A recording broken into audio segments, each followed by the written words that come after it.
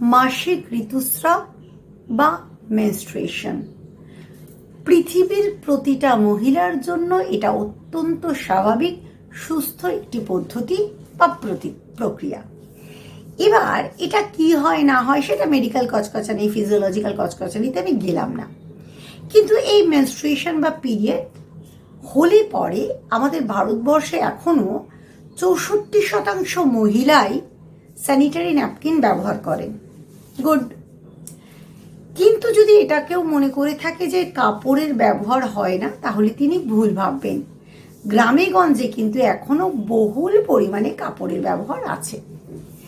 সেক্ষেত্রে কিছু কথা আমার বলার দরকার, কারণ যদি গাইনোকোলজিক্যাল ডিপার্টমেন্টগুলোতে যাওয়া যায় তাহলে দেখা যাবে যে সেখানে মহিলাদের লাইন চোখে পড়ার মতন। সবাই কোনো না কোনো গাইনোকোলজিক্যাল সমস্যায় ভুগছেন। এর পেছনে অনেক কারণের মধ্যে এটাও একটা কারণ যে তারা যে ন্যাপকিন ব্যবহার করছেন বা যে কাপড় ব্যবহার করছেন, এক্ষেত্রে যথাযথ পরিচ্ছন্নতা মেনটেন করা হচ্ছে না।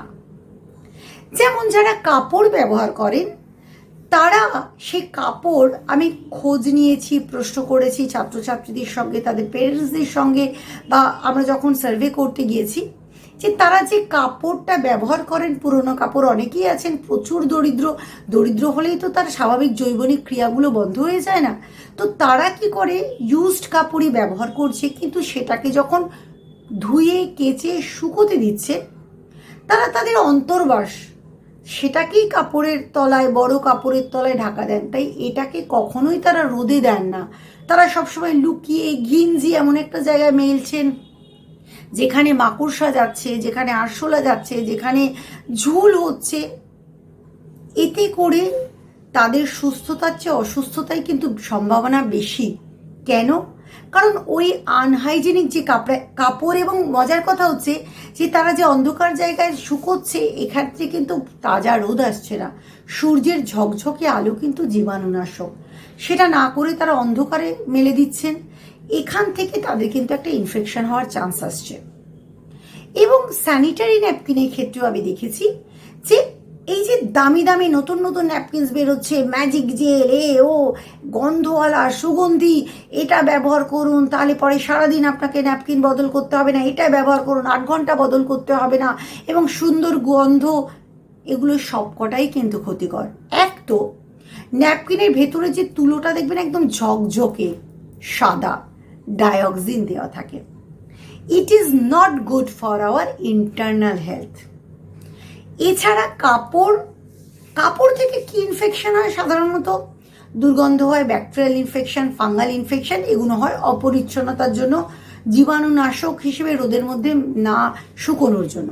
কিন্তু এই যে কেমিক্যাল ইউজ যে ন্যাপকিনস, সেগুলো থেকে এই যে ম্যাজিক জেল বা ওই 8 ঘন্টা 9 ঘন্টা না থ্রো করে ওটাকেই পরে থাকা, বাইরে বেরোচ্ছেন, সকালবেলা অফিসে বেরোচ্ছেন, রাত্রে ঢুকছেন বাড়িতে, সারাদিন ওই একটাই ন্যাপকিনে, বিপদ ডেকে আনছেন। কেন? এক তো ন্যাপকিন বারবার আপনি যখন ইউরিনেশন করছেন, যতবার ইউরিন করছেন ততবার চেঞ্জ করছেন না। এইবার এই যে বারবার খোলা পড়ার ফলে, আর ওটা তো এয়ারটাইট নয়, বাতাসের সংস্পর্শে আসছে, সেখানে বিভিন্ন রকম ব্যাকটেরিয়া, ভাইরাসের সম্ভাবনা কন্ট্যাক্টে আসছে। এর ফলে এক তো ন্যাপকিনসে দুর্গন্ধ হচ্ছে, কারণ আপনার শরীর থেকে যে ব্লাডটা বেরোচ্ছে ওটা পচে যাচ্ছে, কারণ বাতাসের সংস্পর্শে আসছে। এটা কখনোই ভাববেন না যে যখন এই ব্লাডটা শরীরের ভেতর বা বেরোচ্ছে এটা পচা ব্লাড। নো, এটা পয়জনাস। অনেকে বলে এটা বিষাক্ত, এটা দূষিত।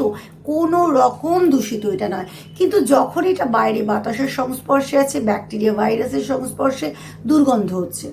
এবার এতক্ষণ থাকার ফলে আপনার শরীরে কিন্তু এটা একটা খারাপ প্রভাব দিতে পারে।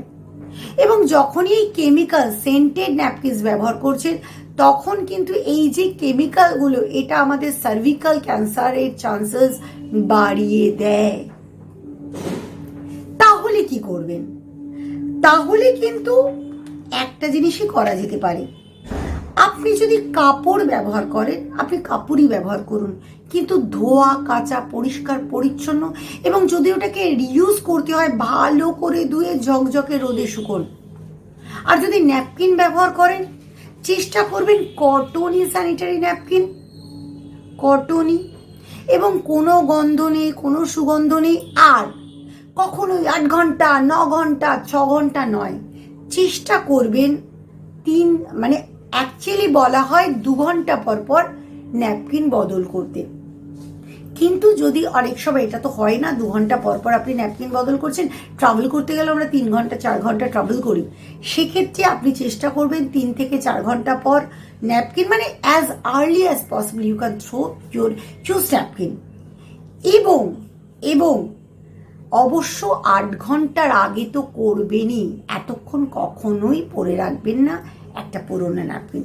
আপনাদের একটা রিপোর্ট বলি, 8 মার্চ 2019 ইন্ডিয়া টুডেতে প্রকাশিত একটা জার্নালে বলছে, একটা রিপোর্টে একজন সমাজকর্মী আছেন গীতা গায়ত্রী, যিনি তিলু রাউতেলি পুরস্কার পেয়েছিলেন সমাজ সেবার জন্য। তার রিপোর্ট, প্লাস্টিক নির্মিত যে প্যাড, দেখবেন আজকাল অনেক রকম আছে প্লাস্টিক দিয়ে, আমি নিজেও এটা 2-1বার দেখেছি যে বিভিন্ন কোম্পানি, আমি নাম বলবো না, তাদের ওপরটা না কিরকম একটা প্লাস্টিকের মতন, তাতে ইউটেরাস ক্যান্সারের চান্সেস অনেক বাড়ছে। এটা আমার খবর নয়, এটা একটা রিপোর্ট। সো কি করবেন, ইউজ করুন। যদি বাড়ির কাপড় ইউজ করতে চান করুন, ভালো করে ধুয়ে রোদে শুকিয়ে পরিষ্কার ঝকঝকে জায়গায় ইউজ করুন। আর যদি স্যানিটারি ন্যাপকিন ইউজ করতে চান সুস্থ থাকতে গেলে, আপনাকে কিন্তু গন্ধহীন কটনই ন্যাপকিন ইউজ করতে হবে, এবং 4 থেকে 6 ঘন্টা ম্যাক্সিমাম আপনাকে কিন্তু ন্যাপকিন চেঞ্জ করতে হবে। তা না হলে চুলকুনি, র্যাশ এবং ভেজা ভাবের কারণে ফাঙ্গাল বা ব্যাকটেরিয়াল ইনফেকশন আসতে বাধ্য। তাই সুস্থ থাকুন, ভালো থাকুন, আর নিজেকে ভালো রাখার যে যে মেজার আমাদের নিতে হয় অবশ্যই মেনটেন করবেন, তাহলেই কিন্তু আমরা সব দিক থেকে ভালো থাকবো।